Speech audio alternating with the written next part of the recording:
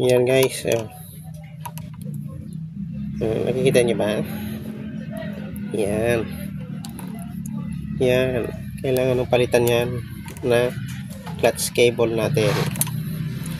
Dahil konti na lang is putol na siya, ano? Yan, nakita ba? Yan. Delikado na yan. So yan, may pamalit na tayong clutch cable. Shout out sa mo. Shout out. Clutch cable niya is yan, Rossi TC125. Pwede rin sa 150. Pero 125 lang ito eh. Kaya yan, meron tayong clutch cable. So yan, may lagyan natin ng oil. Yeah, ay.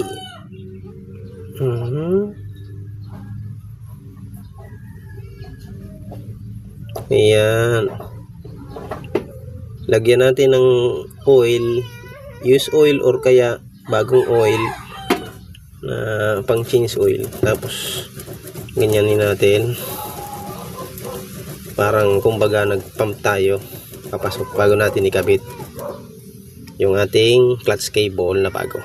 So unahin muna natin dito sa baba, tanggalin ano, 12.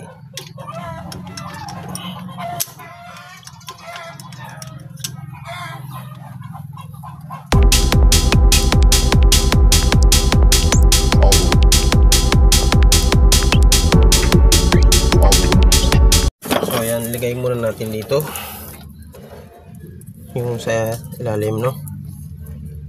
Sa baba pala, bago natin ikabit yung nasa taas.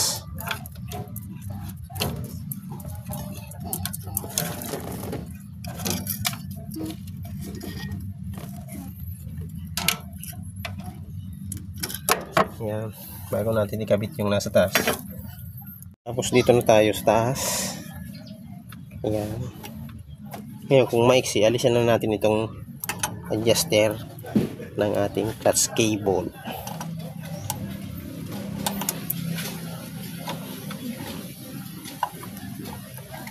Yun, maiksi lang naman ano.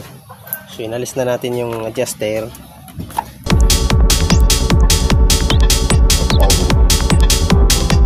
So ayan, adjustin pa natin dito dahil maluwag pa doon sa taas. Ayan, para makapasok siya, no?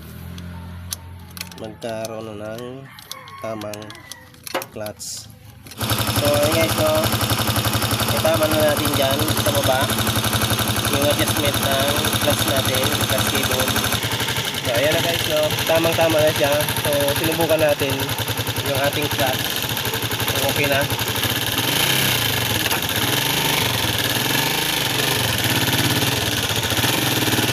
So tamang tama lang siya guys, yung adjustment ng ating clutch cable, no? Hanggang dyan lang. So, makabante na siya. So yan lang, peace out sa inyo lahat.